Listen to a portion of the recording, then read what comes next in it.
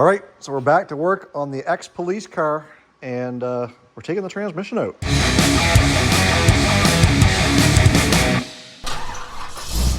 So we've got Junior's manual swap Crown Vic in the shop today, and it's time to change the clutch and find out what the noise is. Maybe throw out bearing, maybe it's the input shaft bearing. We don't know until we get it out. First thing we got to do is we got to get inside and see how that shifter is mounted to the floor, because it may need to come out first before we get underneath and drop everything. Let's take a look. It's hard to see anything because they got tape over everything here, but there's like a shift boot. Like this piece of rubber here that blocks all the dirt.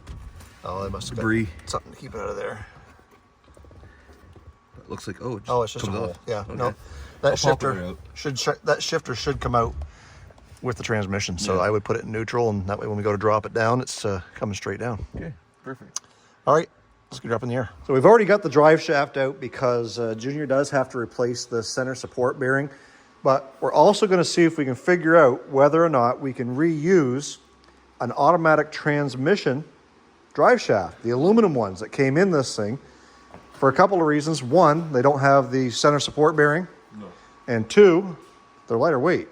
And from everything that we're reading online is that you should be able to use it. You gotta change the yoke. Got to change the yoke going into the transmission. So this is the transmission end right here. This is where it bolts in. The automatic transmissions have a slip yoke, so they won't work. Yeah, so this is your slip yoke. This is what slides into the transmission. We'll figure that out. Anyways, let's get up in the air and see what's involved. So yesterday, Junior had the day off, and he tackled these control arms, uppers and lowers. This side was the side that gave you a little bit of trouble. This one up here, the bolt was seized in there. So a little bit of heat, a little bit of patience, and a lot of heat. And when he came over to the other side, he said everything just came apart over there. All this fell off. Like 5 minutes and he was done type of thing. Take So a look at these old. There's supposed to be a bushing in there. That's the one that was fighting me. It had lots of heat. it's not circular anymore. No. The other one's the same way. So now that we're under here, we can take a look and see what we've got to do. I don't think the exhaust is going to have to come apart. Yeah, I think we can get it. So we should be able to get that. We do, of course, all your wiring harnesses for the automatic transmission are still here. But the transmission itself is going to come out, bell housing and all. We'll have to get the starter out of there. This cross member will have to come out, which hopefully these bolts are pretty rusty. Hopefully that'll come out pretty good. I should get some penetrating one. And then we've got this manufactured cross member back here that likely will have to come. Yeah, it'll have to come off because it's attached to this cross member. Yeah. Anyways, as I was mentioning before, there's the yoke on the transmission right there. So it's a bolt on, not a slip in, and that's the difference. But you could take that off probably. Yeah, and there's your shifter. So that shifter, it's got two bolts, one there and one there, and that'll come down with the transmission. It looks all pretty simple. So while Junior's taking off the starter, we did disconnect the battery. I'm gonna go around and try and get this wiring harness out of the way. And there's really, I think, only one plug-in that we had to worry about, and that was over here, which I'm not sure, but I think that might be the vehicle speed sensor. Everything else is just kind of zip tied to the transmission, so we're gonna get your cut out of the way. Maybe that's the speed sensor back there. There's only two bolts that hold the starter in? On the automatics, there's three, but there might only be two, I don't know. So on the automatics, if it's the same starter, on the automatics, you gotta have an extension to go start way back here and put the extension in through here to get that out. And up here, do the same thing, have a long extension so you're past that solenoid. But I can't remember, I've never done one of these, or don't remember it anyway. Yeah, first time taking a starter off one of these. Well, the automatics are a little bit of a pain, but. There we go. Please, Mr. Starter, don't break. So the fact that the starter's not moving tells me there's a third bolt up in there. That's probably that hole right there. Yeah, it shouldn't be too bad to get at. Yeah, let's see if I can get up there and break it loose. Maybe. It's a hard spot to get at. You're probably just not getting the socket on it. I can barely see what I'm doing on there. I can't see what I'm doing at all. What if I get that swivel on there again? So if this is your first time tuning into this channel, this is Junior's 2011 Ford Crown Victoria P7B with a TR 3650 transmission. That's a manual. And we've got a noise in the transmission. We're not sure if it's the transmission itself or if it's the throwout bearing. I'm thinking probably throwout bearing, but my dad, who is a transmission mechanic for over 30 years, seems to think it might be the input shaft bearing. He could be right. He's likely right because he always is. But we've got to take it out anyways to find that out. But we also are going to take a look at that clutch, and we've got one on hand to replace it if we're going to do it. If you like these Crown Vic Panther platform videos, give this video a thumbs up. And if you're not yet subscribed, hit that subscribe button. We got lots of work going on in this car, as well as several other Panthers that we've got on the channel. Oh, look at that. Loosey-goosey.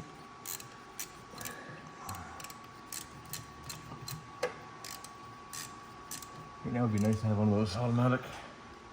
Oh, I should have brought that one over from the shop. Yeah. The real fun starts when you got to put that one back in. Oh. Yeah, there's a hole there. Hole there too. It's fine. Welcome to the Rust Belt. Welcome to the Rust Belt, folks. If this is what you got for a car and you live in the Rust Belt, you're doing pretty good. You know, holes in the rocker panels. It's fine. So if we're able to reuse the automatic drive shaft, we'll no longer require this bracket, even though it's welded in here. We'll probably just cut it off, simply because it's what holds the steady bearing, and we just won't need it. So we'll be able to kind of cut that excess out of there. And with these bolts, we got one that's loose, which means the head is up through the top. We're gonna figure something out there.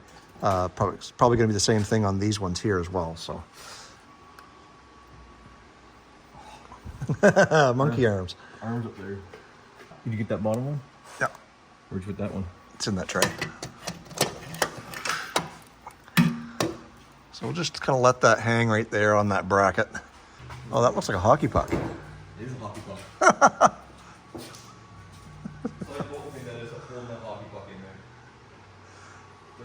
Oh, no, bigger than that, probably a 15. What? Well, just another pretty face. Go grab the impact there, dude. I'm probably right. I'm just used to using hand tools.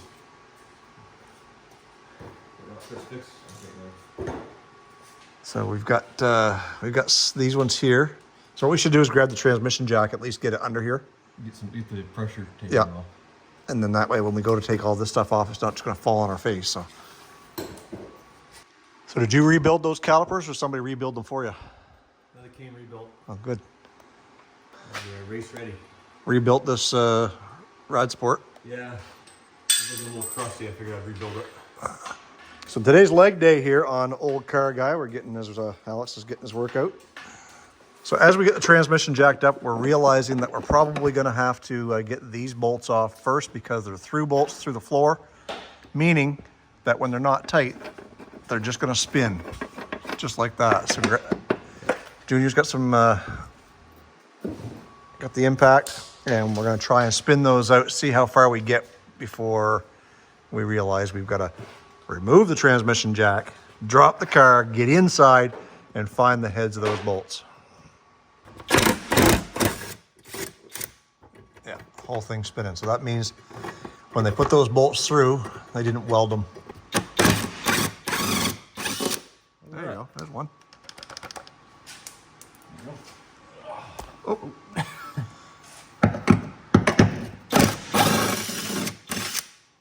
Woo. So we only got one we got to mess with. I wonder if you can get that one the rest of the way off just by doing that.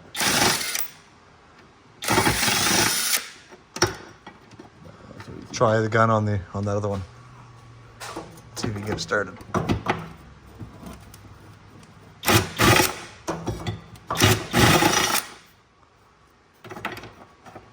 Well, it might be lucky enough to not have to. I just realized something else. What? Because this is welded to that, and it goes up over top of the exhaust. You're gonna have to cut the exhaust. Gosh darn it. And those look like they'll come off real easy. Well, I don't know. They can't be seized if they're liquid. Well, if you drop this side, we might be able to get it by. It depends. If we can get those bolts out, get those out of there, that'll drop. You might be able to spin it. Yeah. We'll figure it out here in a minute. Get the transmission off the mount, so. Yep. So this cross member here, when you're taking it out, just remember, the bolts come out from the back side. Not the front, because even though they look like nuts, nope, they're welded on there. So they just kind of slide out like that when you just, put the gun on the right side of the nut. And we got this side out. We got this cross member off. It should come out. It should come out. So we're probably going to have to pry it out a little bit. But it'll move. Time for violence. My favorite. Good boy. Where's your white hat, Ryan? I Yeah, I wouldn't pry on the floor like that. do not take responsibility for either of you. So yeah, come in here. Yeah. No, right in there. And pull down. Well, we can grab the hammer too. Hammer will help. Hammer right there on your tire.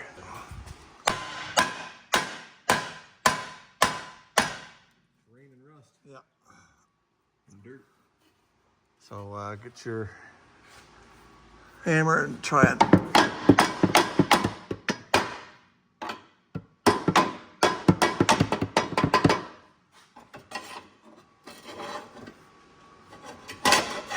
Okay, try over here.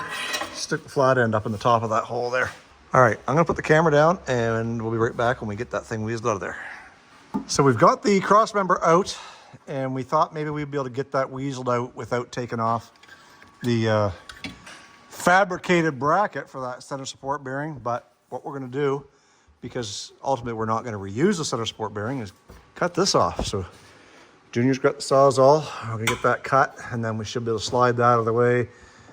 Get rid of this, and then that gives us access to our shifter, a couple of bolts up there holding that in place, and then we can start working on the bell housing, get those bolts down, drop the transmission. At least that's the plan. Where did our official motor or transmission mount go? So we've got our Canadian motor mount, transmission mount here. It says it's official right there. Yeah, it's a hockey puck.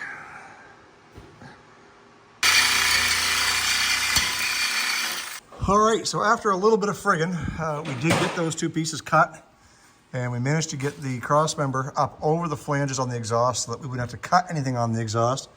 All we did was we took two bolts off the driver's side on the manifold. We also got the two 13 millimeters that were holding the shifter up to the floor, got those out. And now we are just getting ready to start pulling off the bell housing bolts to try and get this thing down without A, dropping the transmission, because that would be pretty cool if we didn't do that. And B, is still not having to cut the exhaust to remove the cross member, because we're going to have to drop the transmission, get the shifter out, as well as get it away from the clutch pack as well. So a little bit of manhandling going on here, but I think we're in good hands.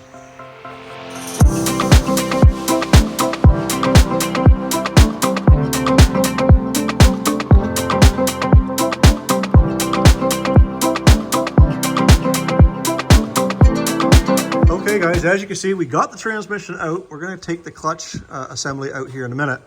But a neat little trick, when you're working on a standard transmission, they don't tend to sit very easily on a transmission jack because they have no pan. It's not flat. So grab yourself some used tires and set it in upright like this.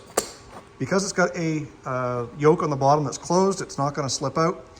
This one here, no fluids are going to leak out unless it's a little bit of brake fluid from your slave cylinder.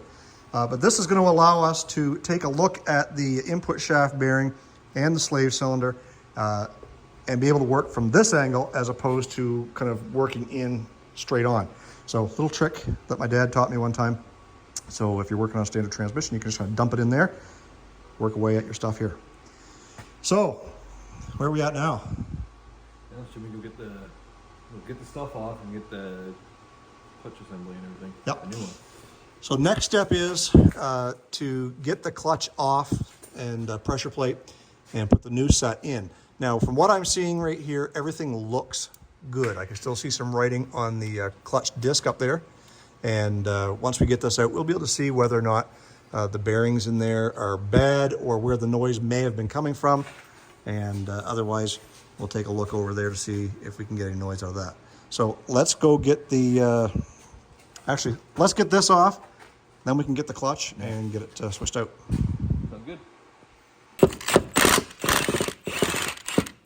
All right, don't know where we left off, but we do have the clutch out, and the pilot bearing feels okay in there. We've got a new one to go in it anyway. The clutch that's in it is a Luke clutch. It's been replaced, and it actually looks really, really good. So even though it looks good, we're not going to take a chance. We do have a new one that we're going to put in it just to eliminate any problems at all.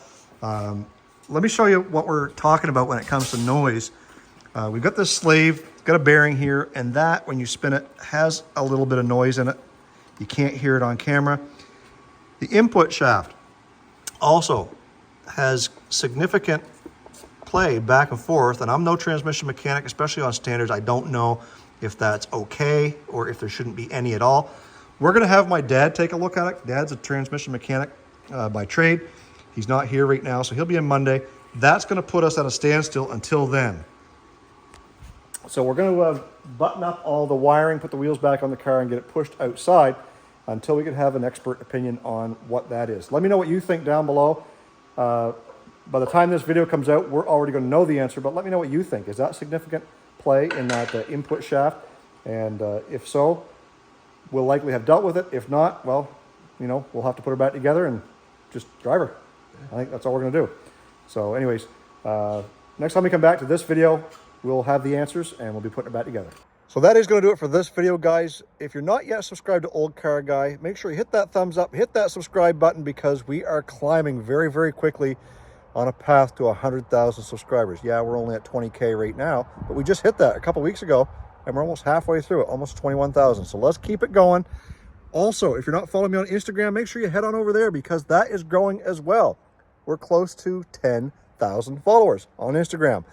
Thank you guys so much for watching this video. Stay focused on the windshield. That's what that is, if you guys never knew. These t-shirts are available at my Spreadshirt store. Make sure you check the link down below and you can get your very own. Focus on the windshield, not the rearview mirror. We'll see you in the next video.